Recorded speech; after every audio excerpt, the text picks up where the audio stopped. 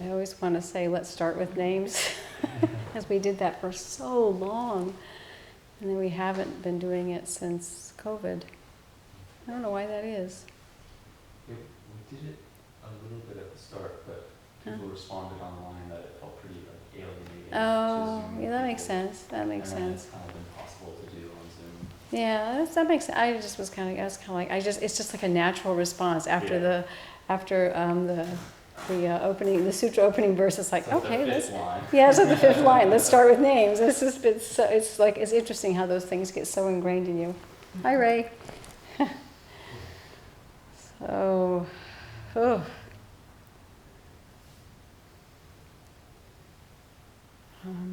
yeah, this is our last class, this particular round.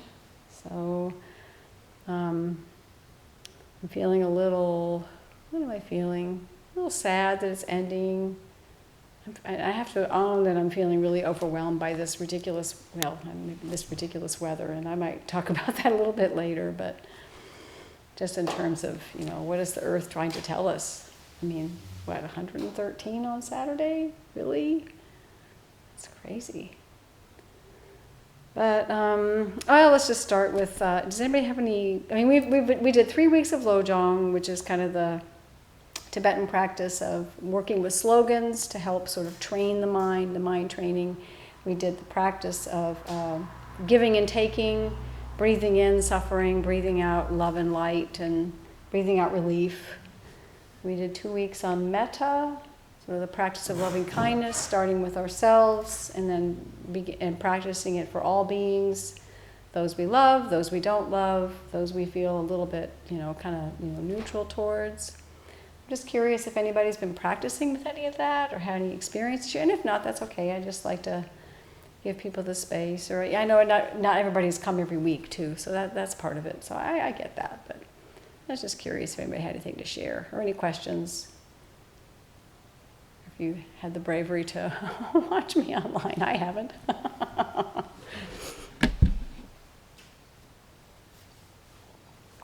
Okay. Well, we'll just see what arises as we go on. What I wanted to talk about tonight and practice a little bit, and then we'll see how much time we have left over, because I might throw in something else. There's kind of two, I guess we could say secular, but they kind of arise out of Buddhism, but they have more of a secular appeal, practices of self-compassion, and I use these a lot at the hospital. So they're kind of Buddhist-y, if you will. They have a Buddhist basis, I think, both of them do. But they appeal to people who don't want to talk about religion, and I think they have a place. I use them a lot personally because they're simple, as we'll see, and they can be really helpful when we're. Let me just say that when we're suffering, when we're having difficulty, at least depending on the generation you're born from, and maybe it's true for all generations, but I know it's certainly true of mine. That you have tendency to blame yourself. You default to self-criticism. Sometimes some of it pretty vicious. Chosen and Hogan talk a lot about the inner critic. This kind of why didn't you this? Why didn't you do that? And how come you're so this? And how come you can't be like this? All this kind of like this voice that just kind of lives inside all of us. I think I shared before, but I think it's worth mentioning again. That at one time, I don't know when it was, it might have been several years ago, the Dalai Lama was in the US for a conference with, I don't know who it was, some kind of conference. And the people there asked him, well, what do you do about self-loathing? And he was like, what? Like, what's that? And apparently he did not, it took him they had to explain it to him in detail. Well, this is when you tell yourself you're the worst person on the planet, and, that how can anybody stand to be around you, and all this kind of thing. And apparently it brought him to tears. And we're so used to that in varying degrees, in this Western culture. I don't know about any place, but in the US certainly, it's super common, that voice that's. And I think some of it comes from, I'm going to call it faulty wiring in our brain. That reasoning part of the brain we feel bad about something. Let's just put it that way. We feel bad about something, and we can't figure out why we feel bad. And so the path of the mind is something along the lines of, I feel bad, I don't like feeling bad, I don't want to feel bad, I can't figure out why I'm feeling bad, something must be wrong with me, I'm bad. But the path, we don't see all the stuff in between, so we don't have a chance to question it. And so we go from I feel bad to I am bad, like in the blink of an eye. And it's this reasoning part of the mind that's trying to work with something that it's not really designed for. The cognitive doing mind that does all the, gets us up in the morning and gets us to brush our teeth and make our lunch and get to work on time and all those things and get to the grocery store and buy coffee and whatever else we do, clean the house, blah, blah, blah, blah, blah. That part of the mind is employed to do things that it's not designed for. And one of those is to figure out, as if we could, why we feel the way we feel. It's just so interesting. We have this really complex brain, but sometimes it's not very smart.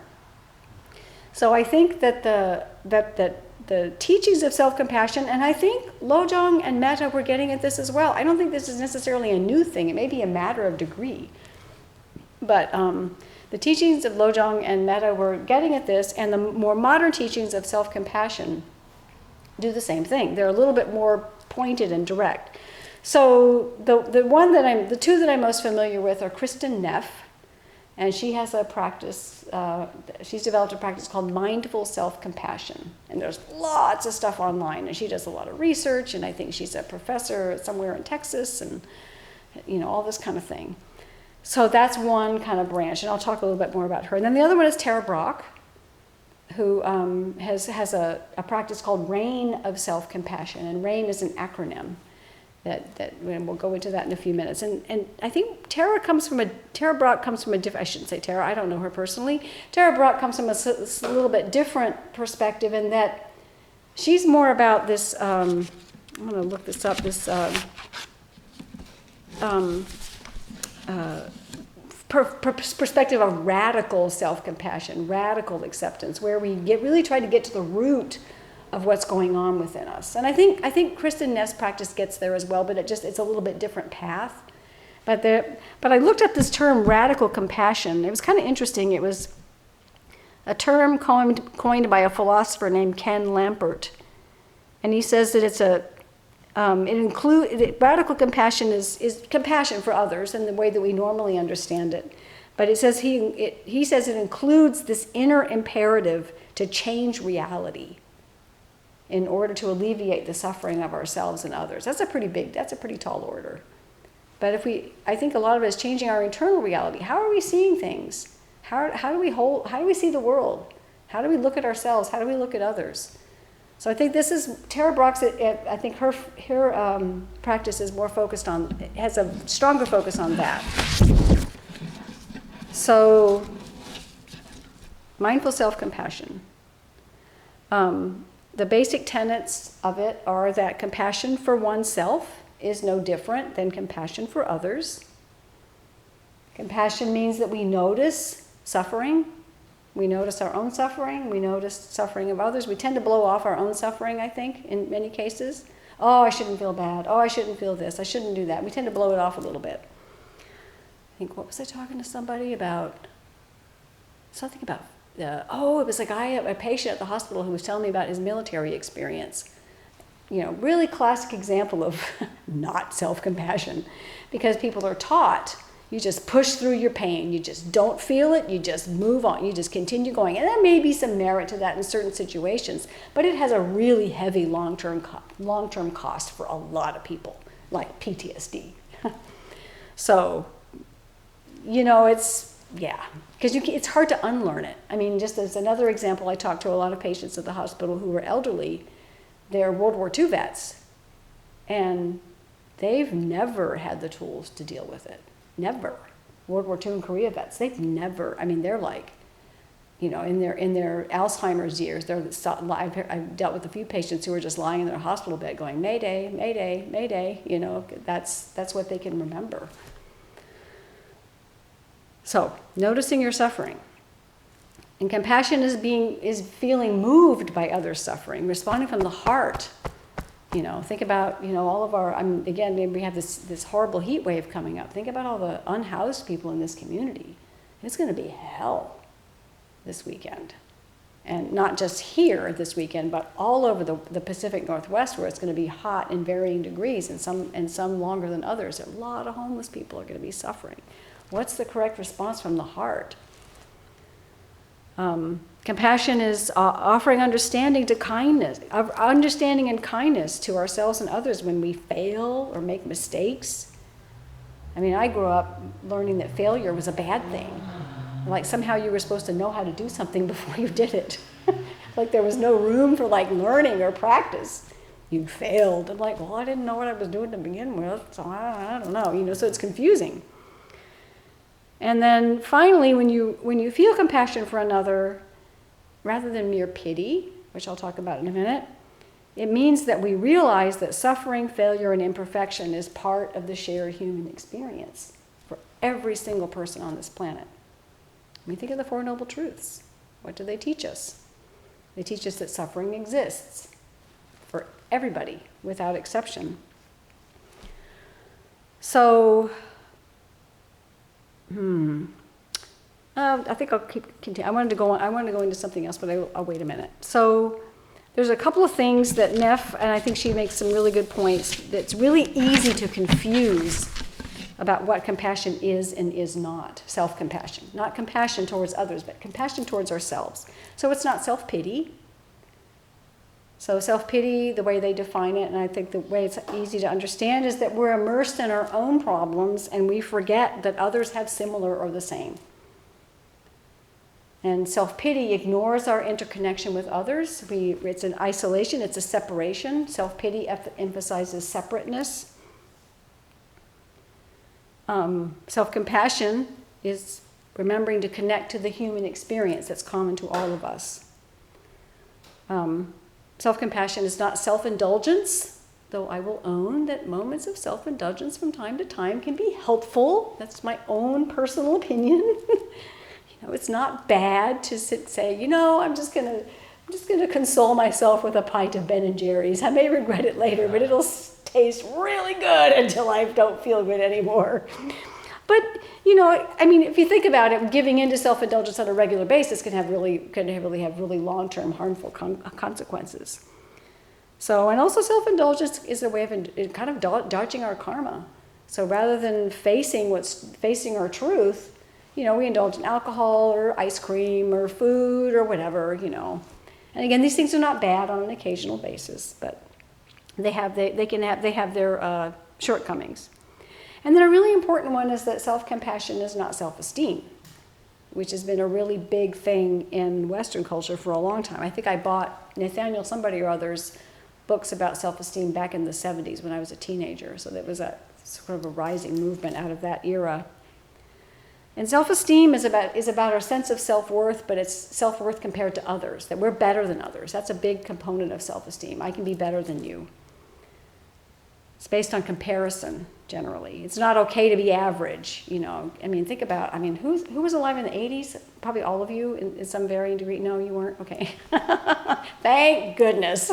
Because I just remember the 80s. I was raising kids, so I was in my 20s in the 80s, in 20s and into my early 30s, and I was all about number one. Everything was about looking out for number one. There were all these books about number one, and then Swami Vivekananda, he was a kind of a humorist that poked fun at religious revivals and so on. He talked about looking out for number two. So, when you're on the spiritual path, watch out for number two. I'm like, good advice. But the 80s and so on was really, in my experience, was really self-centered. It was not okay to be average. You had to be above average. Think about Garrison Keillor. all the children are above average. Self-esteem can, not always, but it can result in narcissism, self-absorption, or putting others down. And I think a really important thing is that self-esteem is contingent on our latest successes or failures. So it fluctuates depending on the circumstances. We feel good about ourselves today, and we feel bad about ourselves tomorrow because things were great today, but they're bad tomorrow, so now we feel bad. But self-compassion allows us to develop equanimity, that we can kind of stay present with what is, realizing that it's constantly changing. And a really interesting one, finally, is that self-compassion is not necessarily letting ourselves off the hook. And that's really easy to do. I mean, we all do it, and maybe sometimes it's okay, but if we say, for instance, well, I'm only human, is that a way of blowing off our personal responsibility? It could be, at times. You have to look at that for yourself. But what's the truth? Does it find it odd that admitting that we're imperfect, yet perfect as we are, as I like to say, is that, how is that, how do we deal with that as not being honest with ourselves? I mean, if we're being honest with ourselves, we know that we're not perfect. And so how is saying that let me see if I can phrase this right. Yes, I'm human. It can be a way of blowing off responsibility, but it also is a way to say, being honest with myself, and facing facing the truth. And sometimes that takes a long time. It takes a lot of practice. So think about, no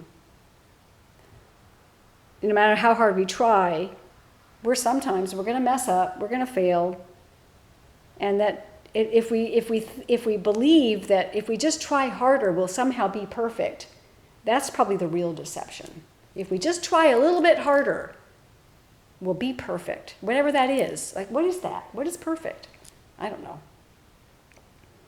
It made me think about Fusatsu. If any of you, most of you have been to Fusatsu, where we atone. That's a process where we face what we've done that hasn't been so skillful, resolve to do better, knowing we'll be back next month, probably atoning for the same stuff. That's okay.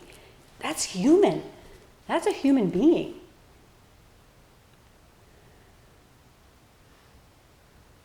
So I think I'm going to take a little detour here. And the reason I want to do this is because I really like this teaching of the near enemies that's part of Buddhism.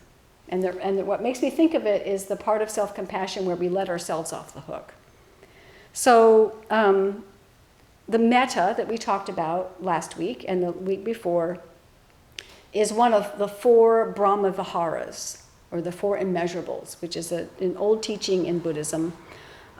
They are explained in a text called The Path of Purification, which was written by Buddhaghosa, who was a 5th century Indian Theravada Buddhist commentator, translator, and philosopher. So he wrote these 4 immeasurables in that book, The Path of Purification, which the Pali word is something like Visuddhimagga. I'm not sure if I'm saying it right, but that's pretty close.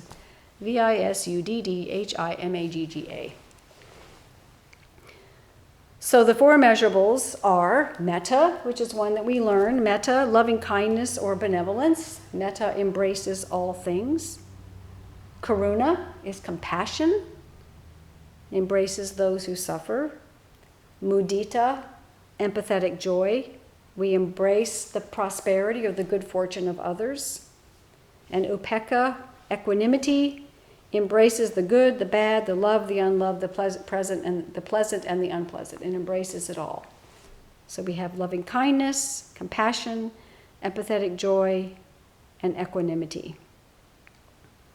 I think what I read of the teachings is that they're kind of similar. I mean, if you really think about it, they're similar to the 6 perfections in certain ways. It's like I feel like there's all these lists in Buddhism. There's thousands of lists, but maybe they all come down to like one short list if we can figure out what that list is.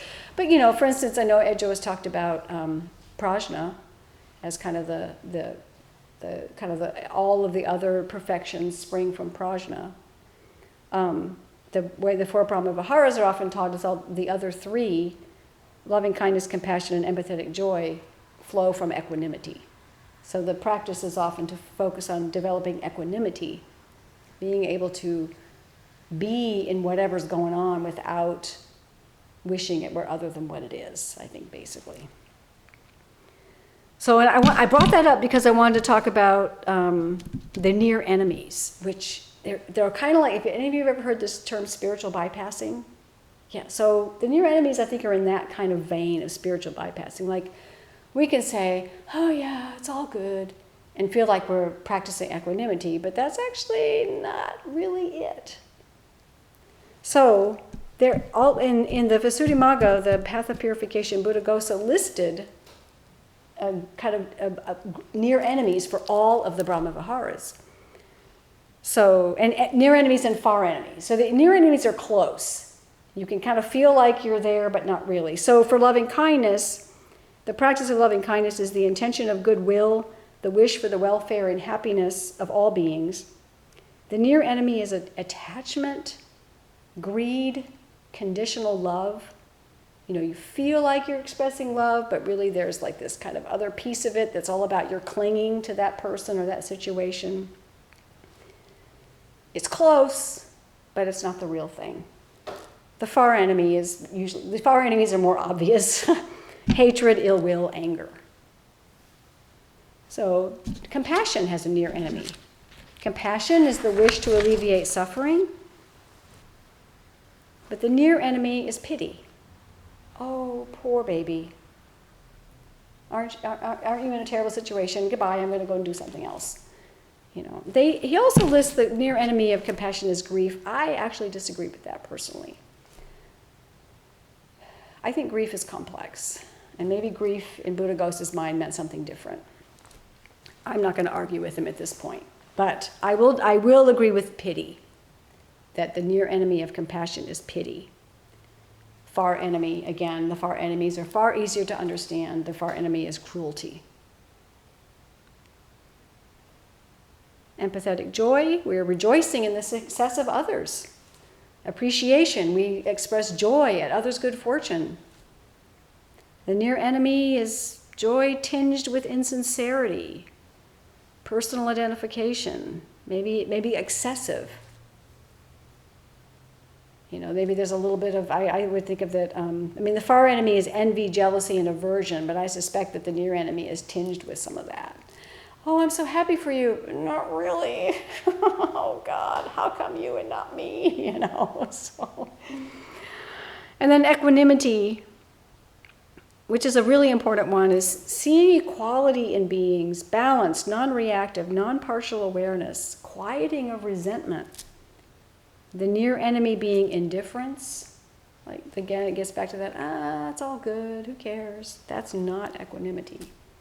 It's a way of avoiding it. And the far enemy, again, being obvious, is greed, taking of sides, prejudice, resentment. So I bring those up because practicing self-compassion, I think we can start to see those a little bit. You know, are we letting ourselves off the hook, or are we actually facing what's true for us? Are we softening the impact of something that we've done by being compassionate towards ourselves, or are we actually willing to face the truth and go, I really fucked up and I need to own that and make amends? You know, that can be compassionate. We're not just like mollifying ourselves or kind of like just sinking into some kind of a woo-woo about how we're only human and everybody makes mistakes, but I'm just going to let it go.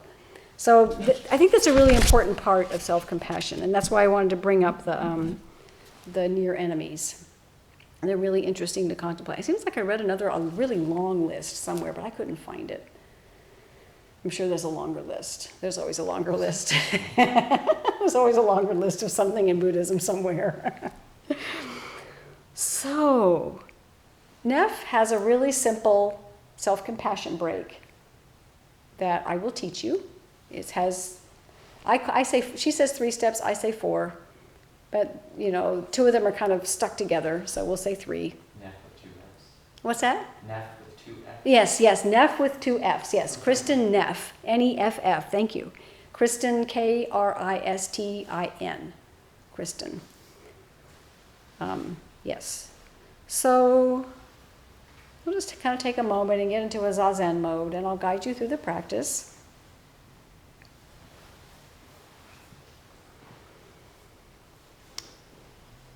So we might all be feeling pretty good at the moment. So, you might be working with something that's actually happening with you, or maybe you need to bring up a difficult something. It doesn't have to be the most difficult something.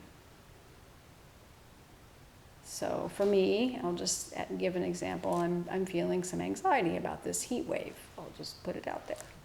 I can work with that. Just feeling. And so what we do in the first step of self-compassion is to acknowledge that we're having some difficulty.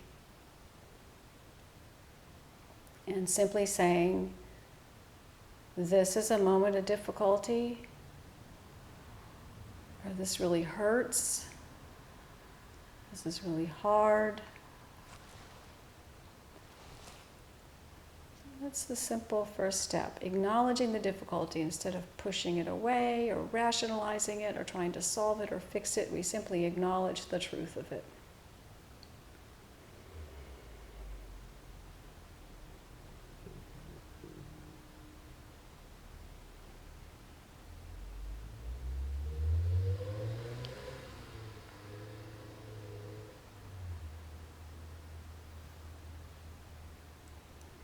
And the second step, I'll say it's part of the first, but we can call it a second step perhaps, is rather than trying to let the difficulty of the suffering sort of reel around in your mind, we drop into the body and allow ourselves to feel the physical expression.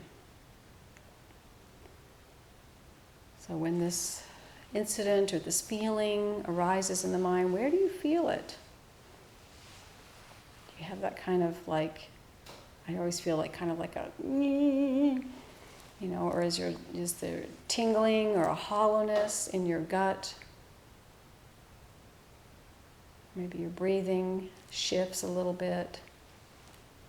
Just allow yourself to stay in the physical expression. This is really important. The body has a lot more wisdom than what we give it credit for.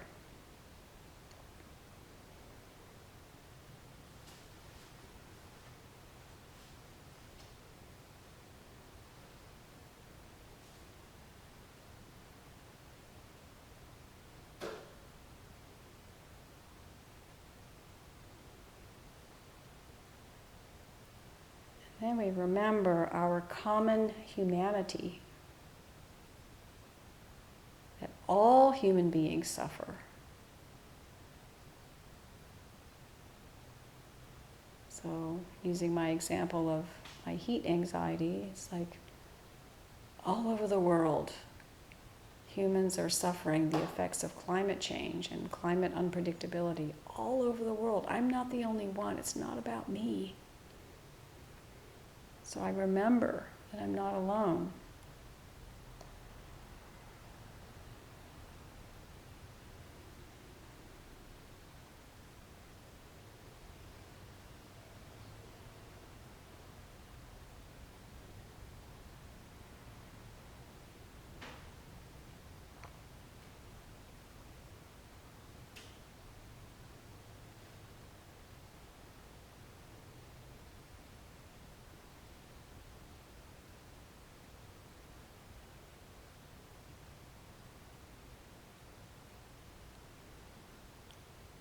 And finally, we can remember that even as we're having difficulty, we can't solve everything, we can't fix it or figure it out, that we don't need to beat ourselves up about this.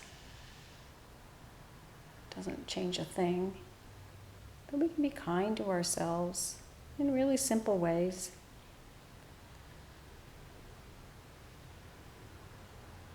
I'm only human. I'm not perfect. I can't save the world. I can do a little bit. Or depending on what you're working with, it can be something along the lines of self-acceptance. I accept myself just as I am. I accept others just as they are.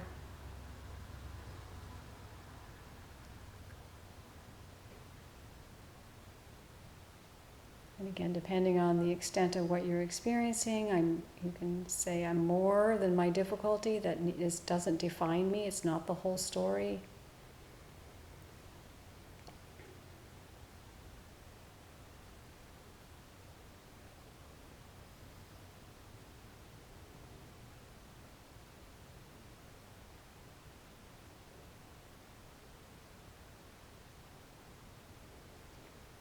I always like, may I connect to my own inner goodness.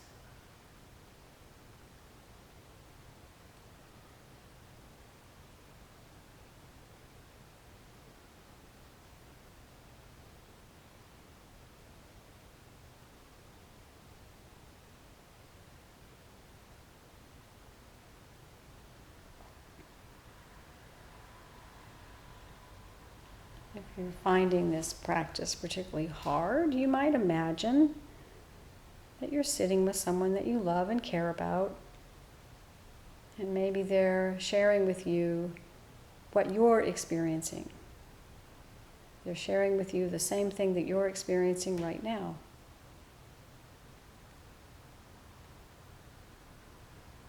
So how would you respond? And just think about how you would respond to that person.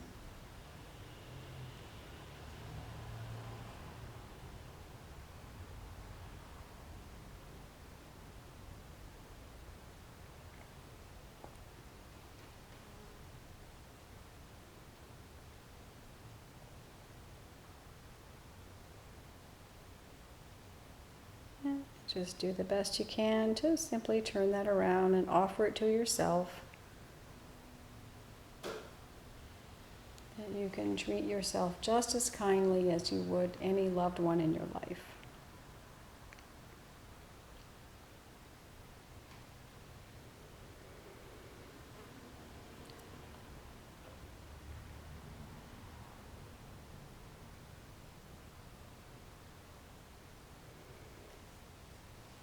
That's the Kristen Neff self-compassion practice.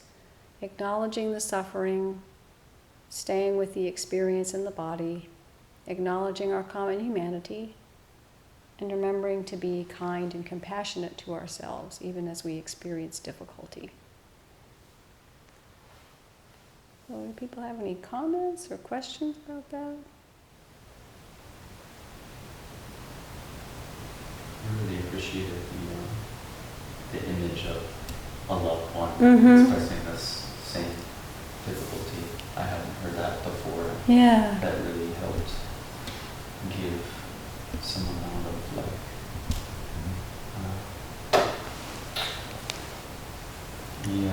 a different kind of care. Because we have so much trouble with how we treat ourselves. Right. But sort of the compassion that we have for others that can be like, oh, that's how I would show my love to another. Like, that's not what I do for myself. Right. So like, it sort of just really shows the contrast there. Yeah, and sometimes actually when I teach metta at the hospital, I do it with practicing for yourself, practicing for a loved one, and noticing how your energy shifts in your body.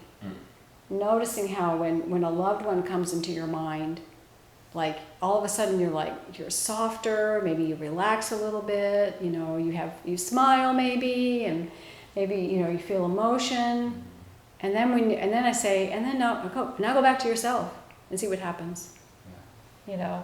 It's less forgiving. You're like, oh my God, I think one of my colleagues said something along the lines, I'm really accustomed to saying, in his case, Stephen, you idiot, rather than going, it's okay, we'll get through this. We're not used to doing that to ourselves. We just constantly look for the mistakes that we made. Not that we need to do that, but to do that to the exclusion of all else can be really harmful, I think. And they've shown, whoever they are, researchers in different places that I've read, said that this kind of toxic, or this kind of self-critical voice that we all have is actually really toxic. Because it's like no matter what you do, you're always going to find something wrong with it. You know, even if it's something completely out of your control. I mean, I just was thinking about the other night. I mean, this is maybe a silly example, but it's kind of proves the point. Where I have 3 ducks. This is very silly. I have 3 ducks. They're about yay big, and the dog loves to show off about how he can herd them, even though the ducks don't want to be herded, and they get scared and they quack and they get really anxious when the dog is around. Most of the time he doesn't bother them, but sometimes he likes to show off. So he chases the duck into the bamboo, and the duck gets stuck. You know, and my daughter's out there. She gets really upset with animals, and she's like crying, like, I can't do anything right. I'm like, this has nothing to do with you. This is the dog and the duck. This has nothing, you know. And she took a deep breath and she goes, okay, you're right. You know, so we just have to, we're gonna get in there and just kind of do our best to kind of, you know, unstick this duck from the bamboo, because she was really caught in there, and had to get her out without breaking her wing and all this kind of stuff. But you know, fortunately, animals. I mean, I don't know, fortunately or not fortunately, but the duck was actually fairly relaxed, because the duck knew it was stuck and couldn't do anything about it. And so it wasn't fighting me trying to get her out. It was really relaxed. And then once I got her out, she like flapped and, you know, tried to get away from me. But just like, you know, that kind of whole, like, she's like, my daughter's responsible for, you know, for the dog chasing the duck into the bamboo. I'm like, no, you know. But it's so easy to go there. So really, really interesting how the mind is like, you know, because we're again, I think it's that cognitive part of the brain that's always trying to find the fix or the solution or the cause, you know. But it's just this, you know, unfortunate combination of dog versus duck, you know, and bamboo, you know. I'm thinking like, man, if I treated others like I treat myself. Oh, I know. Nobody would want to be around you, right? You wouldn't have any friends, right? You wouldn't have any friends. I mean, me too, you know. So this is, I mean, and I think metta and lojong are getting at this. But what I like about the Kristen Neff approach is that it's super direct, you know, and it appeals to a more, you know, maybe to a more modern sensibility about things. So yeah, interesting stuff. So rain, another practice. This from Tara Brach, another person that you can find everywhere online. She's quite well known. She's written a lot of books. She wrote Radical Acceptance, Radical Compassion. I've read Radical Acceptance, but not Radical Compassion. I think she works a lot with Jack Kornfield. She has a lot of videos on YouTube. I mean, she's really easy to find. But she has this very lovely self-compassion called Rain. And I like the fact that it's called Rain. Because I always just think, well, yeah, I wish it would right now. But anyway, this really gentle image of just rain falling. You know, and rain has no discrimination. It just falls equally on all things. You know, so it's a really nice acronym. And I would almost spell rain. I've worked with the N in rain 3 different ways. So I might even spell it RAINNN. But for the sake of presentation, the R stands for recognize. And we'll practice it in a few minutes. So we recognize what's going on within us. So again, we can use the anxiety about the heat as an example. We recognize that there's this energy present, this anxiety. The A is to accept it. So not that we like it or want it, but that we just accept that this is our experience. And depending on what you're working with, I mean, say if you're working with anger towards someone who's harmed you, that can be a little bit trickier. But again, you're not accepting the fact that someone has harmed you or mistreated you. You're not accepting that. You're really accepting your own experience of whatever it is that's come up. So that's a really important point. None of these practices are about forgiveness. Especially if you've been abused or anything like that. I mean, this is a common experience I have at the hospital, but if you've been abused or have any kind of really difficult trauma in your life that's kind of constantly, you know, nagging at you, none of these practices is about saying that any of that is okay. I just want to make sure that's really clear. Those things are not okay. But what is okay is your own feelings about it and your own experience of it, whatever those feelings are and experiences are in the moment. So that's what acceptance is. I accept that I feel anxiety. I accept that I feel anger. I accept that I feel, you know, resentment, whatever it is. And we're not judging it. We're just accepting that that's what's true for us. So we'll practice a little bit, and then the I stands for investigation, and I think this is where I think for Tara Brach this might be the space of transformation. Like you start to dig into it a little bit, you know. Well, I'm anxious about the weather. Well, who's not anxious about the weather? Move on and do something else. Well, what's that about? What's that anxiety about? I don't like it. Okay, fair enough. I don't have any control over it, which is super irritating, you know. I don't have any control over this. Or do I, because I'm a human and I'm living in a modern era that has completely trashed the earth? You know, do I have some control over it? I can do what I can do, but I can't change it. You know, it's really digging into these feelings and all these stories and these sort of images that we have. And investigation, I think, is, I mean, we do this in Zazen for sure. But, you know, I think with Rain and any of these compassion practices, we're working with specific feelings and kind of trying to use a structured method to kind of get at them and unhook ourselves from them. And then the N stands for, well, Tara Brach teaches it two ways. One is non-identification. So feeling does not equal fact. Again, a really common experience I have in the hospital where someone will say, I'm just a loser. You know, I'm like, well, okay, that's a feeling you have, but that doesn't necessarily, it's not necessarily the truth. You know, can you unhook from that? So, or, you know, feeling anxious about the weather, it doesn't mean that I'm inherently a terrible anxious person. It just means that I'm feeling this thing, and it could change. So we try to unhook from the story, and I think a lot of that has to do with something I've been thinking about. I think I talked about it a little bit last week, where we pick up, we kind of sew a life together. We sew a self. I like to do things with fabric and so on, so I use sewing as a metaphor. But we sew a life together, and we pick up a thread, and we stitch this thing out of a certain string of events of our lives, and we leave out a lot of stuff. Either we don't remember, or it's not very interesting, or whatever it is.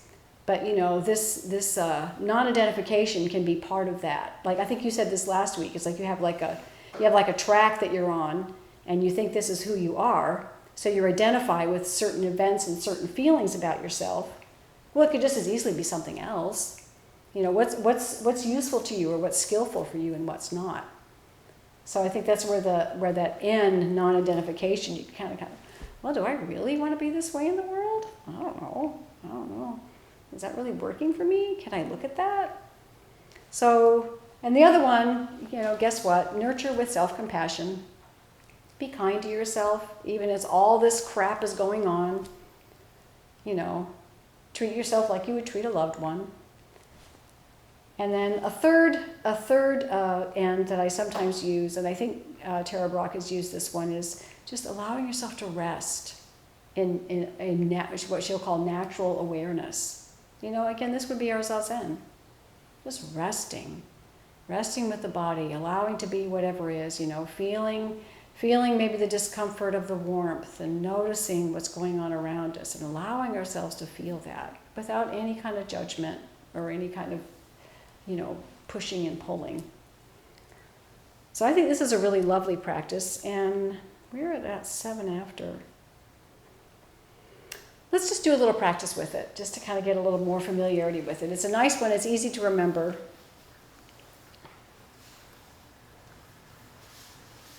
So, Rain, just take a few breaths. Maybe just ground yourself in your body.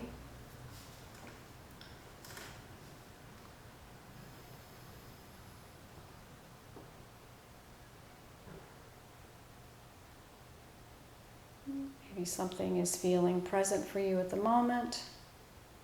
Maybe something's bubbling up.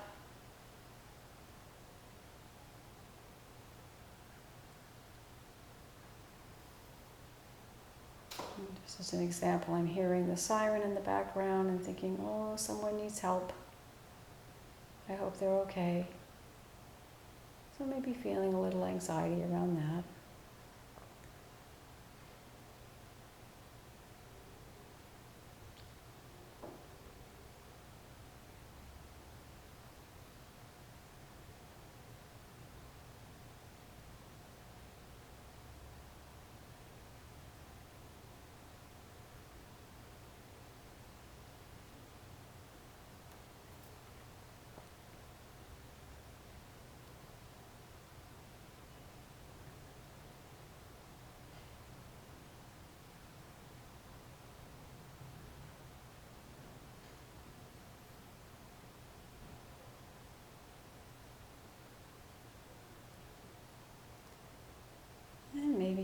connected with a little something, maybe a big something. It's not important what. Just for the purposes of practice, we can move on to the A in rain, which is acceptance. Again, accepting our own experience, not causes, not involving letting other people off the hook for something they may have done, but just our own experience, whatever it is.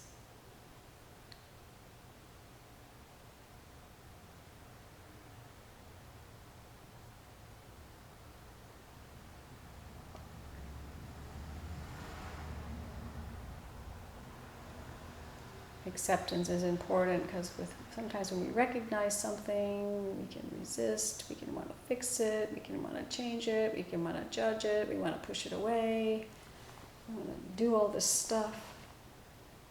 If we can accept it, we're just opening our hearts to what's true and doing our best not to judge or criticize.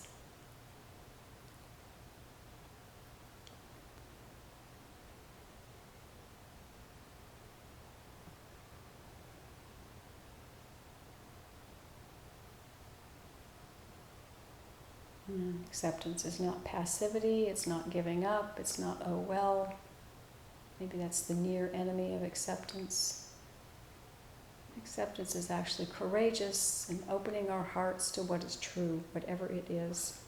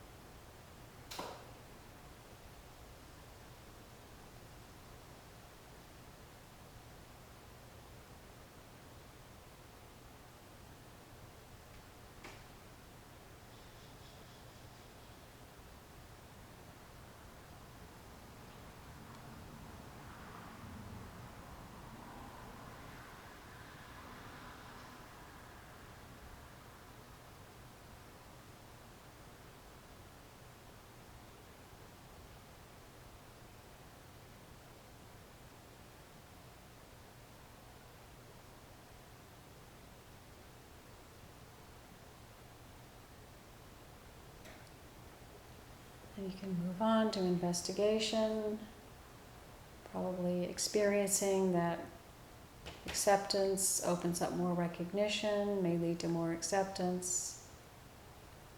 And just allow yourself to experience it however it unfolds for you.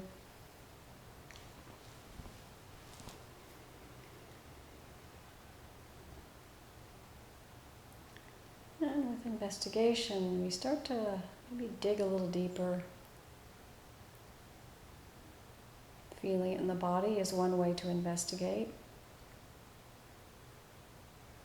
Where do I feel this in my body? My gut, my shoulders, my breathing. Maybe there's some physical discomfort from holding myself too tensely. Staying in your body can be very fruitful.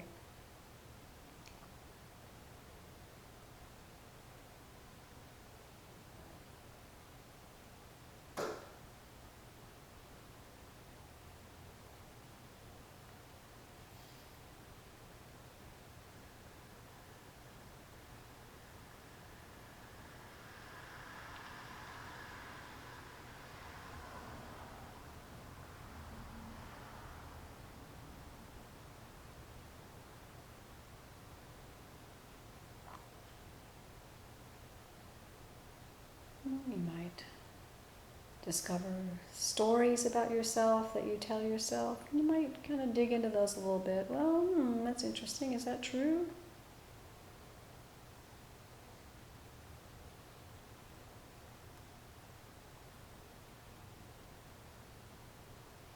You mentioned earlier, anxiety, issues of control over things, responsibility, all kinds of stuff. What do you think?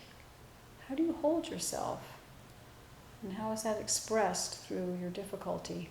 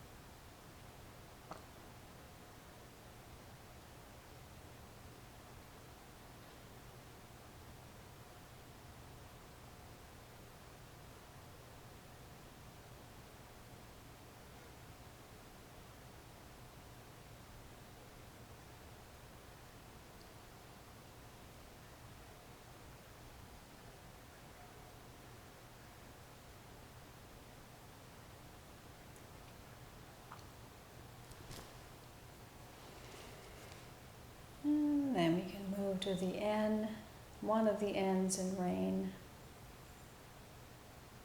First one being non-identification. Feelings, thoughts, stories, they're overwhelming.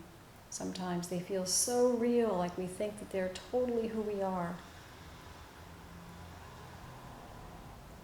Maybe it gets back to we have many seeds within us, many ways to respond, many ways we can look at ourselves. Which ones do we want to nurture? Which ones do we just want to let go of? So feeling does not equal fact, non-identification with difficulty.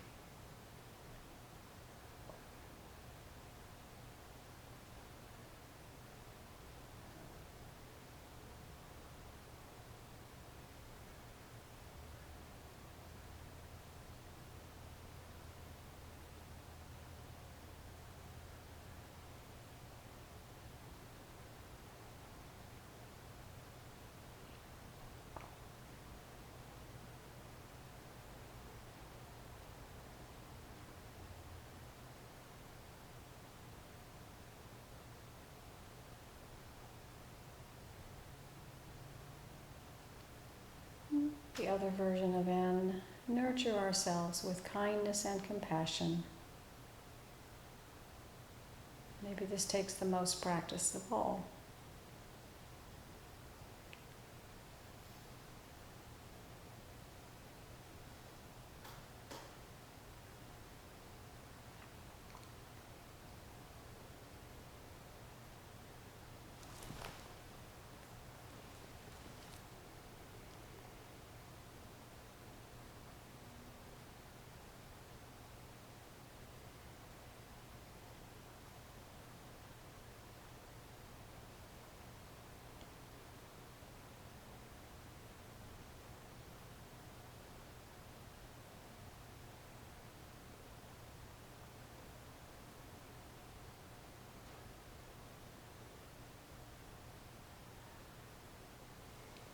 And maybe the third form of N, just resting in natural awareness. It's the hard work of recognizing and accepting and investigating.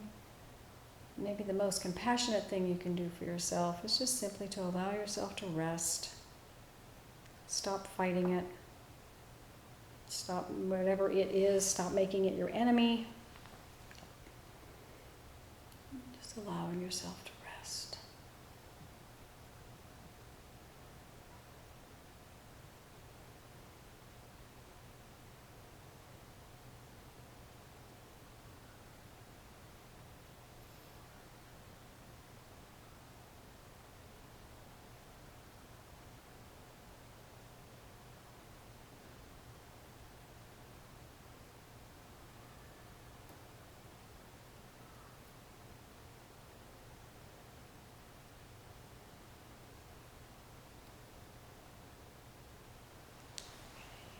So that's the practice of rain. Just take a moment to collect yourself or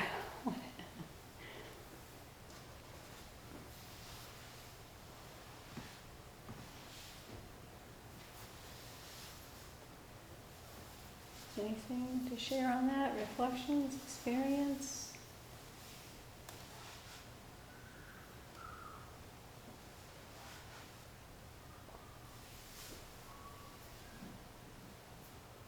It's okay if not. Sometimes it just takes a little while for it to sink in. I didn't think to send you copies to upload, but I could do that. There's of course there's tons of stuff online. Just do Rain Tara Brach and you'll find like 1 million hits, so. Same thing for Kristen Neff, MSC, Mindful Self-Compassion. But I could be happy to send something if it's easier for people. So.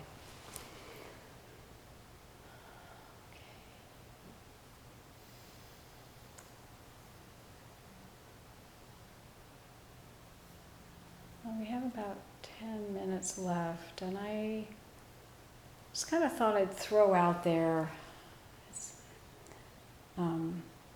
something I've been practicing and learning is being a forest therapist. This is a completely different topic.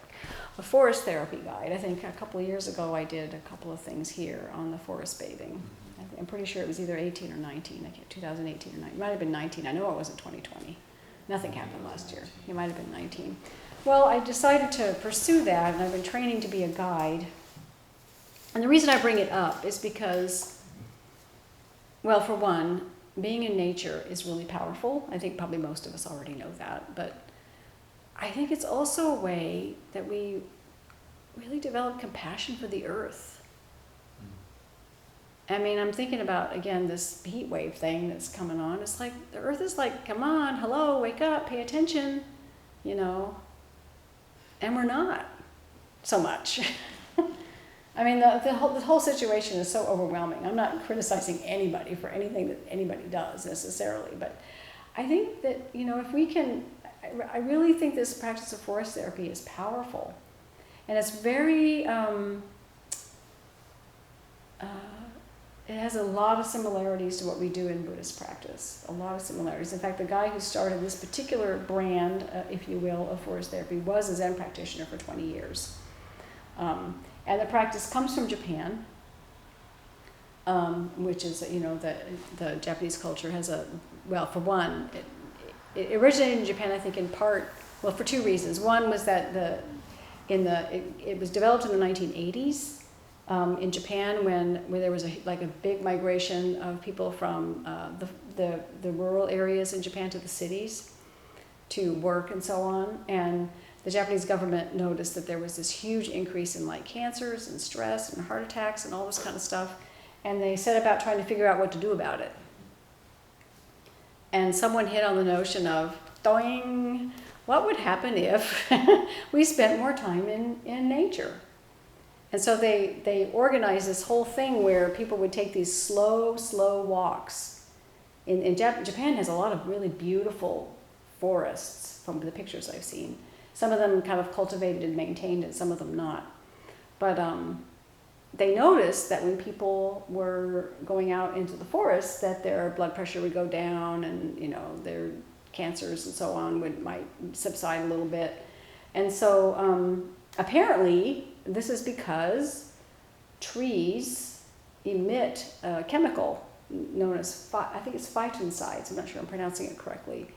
But it's something that we breathe in, and it has an effect on our bodies, which, if you think about it, makes a whole lot of sense because most of humanity evolved and developed in forested areas. So it's called Shinrin-yoku in Japanese, which basically just means forest bath.